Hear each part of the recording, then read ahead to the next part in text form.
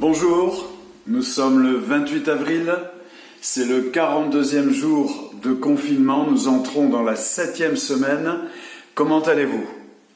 Vous êtes de plus en plus nombreux à nous dire combien vous appréciez cette invitation à passer 1 heure avec Jésus. Cette semaine au programme, une vidéo apaisante. Pascal Lajoux, avec Florence, son épouse, ils exercent le ministère à Vitrolles. Va te rendre compte par toi-même. C'est ce qu'a dit un jour le cuisinier du restaurant familial, récemment converti, à cet étudiant en biochimie. Il nous invite à triompher de l'inquiétude. Soraya Guillermin, avec son mari, qui est pasteur dans l'Assemblée de Dieu de La Rochelle, elle sert le Seigneur et elle nous parle de cette paix qui surpasse tout raisonnement. Isaac Rivera, il est né au Mexique, il est arrivé en France à l'âge de 11 ans, il aimait la violence, mais Jésus est passé dans sa vie et l'a transformé en un homme plein de douceur et d'amour. Avec son épouse Julie, ils servent le Seigneur dans l'Ardèche, à Aubenas, et ils nous invitent à ne pas nous dévaluer, nous avons de la valeur. Quant à moi, je vous emmène faire un petit tour au désert et vous verrez qu'il peut s'y passer de très belles choses. Bonjour à tous et bonjour à toutes. Je voudrais vous emmener dans une méditation sur un verset que peut-être vous avez déjà lu de nombreuses fois, mais qui prend toute sa place en ce moment dans les temps que nous vivons. Philippiens 4, 6 et 7. Ne vous inquiétez de rien, mais en toute chose faites connaître vos besoins à Dieu par des prières et des supplications, avec des actions de grâce.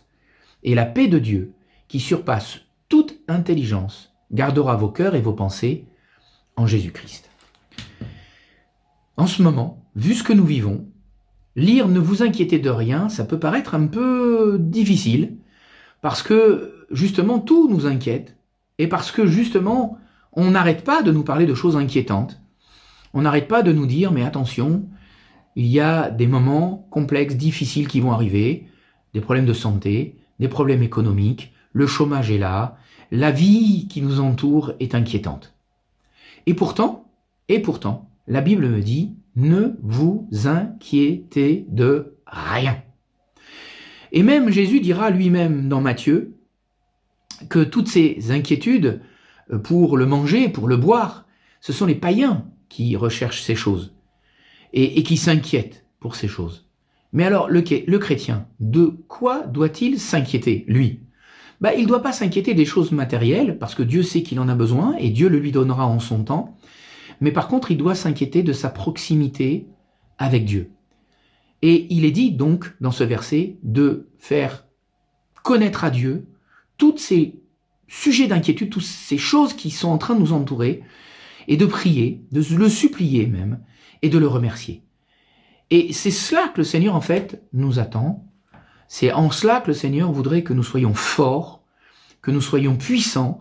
C'est dans le domaine de la prière. Et combien ceux qui nous entourent attendent que nous soyons forts et que nous soyons puissants dans le domaine de la prière. Qu'est-ce que le Seigneur recherche de moi en cet instant difficile et compliqué? Si le diable est le prince de la puissance de l'air et qu'il influence nos mentalités en ce moment au travers de tout ce qui se passe, Dieu est là pour dire à son peuple, moi je veux vous influencer dans la paix, je veux vous influencer dans la joie, je veux vous influencer dans l'amour, je veux vous guider dans ces 3 domaines afin que cette paix qui surpasse toute intelligence, qui est promis dans ce texte, me garde mon cœur et garde mes pensées en lui, alors que tout m'emmène à rejeter, à être inquiet, à m'agiter dans tous les sens. Le Seigneur dit non. Calme-toi, sois en paix, reste avec moi, reste dans l'intimité avec moi, et tu verras que ça sera comme par rapport aux Hébreux, ça passera par-dessus ta maison, ça passera par-dessus ta famille, ça passera par-dessus tes biens. Pourquoi?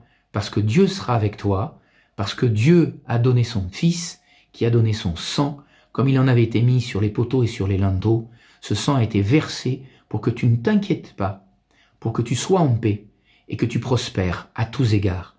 Là encore, comme le dit la parole. Soyez en paix maintenant. et que le Seigneur vous donne cette paix du cœur qui surpasse toute intelligence. Amen. Retour à l'essentiel. Est-ce que cette période de confinement nous pousse à revenir à cela?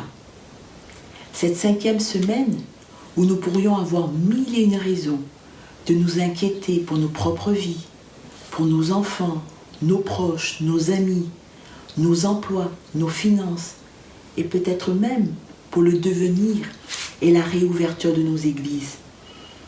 Tandis que les semaines s'enchaînent et que l'incertitude nous guette, Jésus nous dit, dans l'évangile de Jean, chapitre 14, verset 27, « Je vous laisse la paix, je vous donne ma paix. » En tant qu'épouse, maman et femme aux multiples fonctions, pas le temps de s'ennuyer entre le télétravail, la nouvelle réorganisation familiale, le réaménagement de la salle à manger qui est devenue notre quartier général, les devoirs de nos chers adolescents et leurs questions existentielles. Dans toute cette agitation, Jésus nous rappelle qu'il nous donne sa paix, pas comme le monde donne. Les médecins, les spécialistes de la santé, les hommes politiques essaient de nous rassurer comme ils peuvent, mais nous sentons qu'ils ne le sont pas eux-mêmes. Le psalmiste, au chapitre 4 et au verset 8, nous dit « Je me couche et je m'endors en paix, car toi seul, ô Éternel, tu me donnes la sécurité dans ma demeure. » Nos vies, avant cette période, étaient bien planifiées, remplies, organisées, au point de ne pas avoir beaucoup de temps pour revenir à l'essentiel. Faire silence devant notre Dieu, faire silence dans nos cœurs pour laisser Dieu nous parler et agir. Je nous encourage en cette période, parce que je m'y englobe, de lâcher prise, de tout abandonner entre les mains de celui qui détient nos destinées. Dieu est au contrôle. Que nos cœurs ne se troublent point et ne s'alarment point.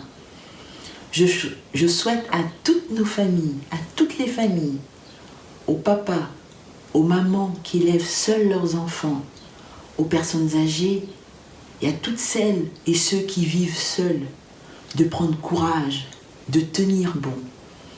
Que Dieu vous bénisse. Nous sommes peu de choses, mais avec une grande valeur. J'ai été marqué dernièrement par le geste qu'il nous est proposé dans le livre de Job.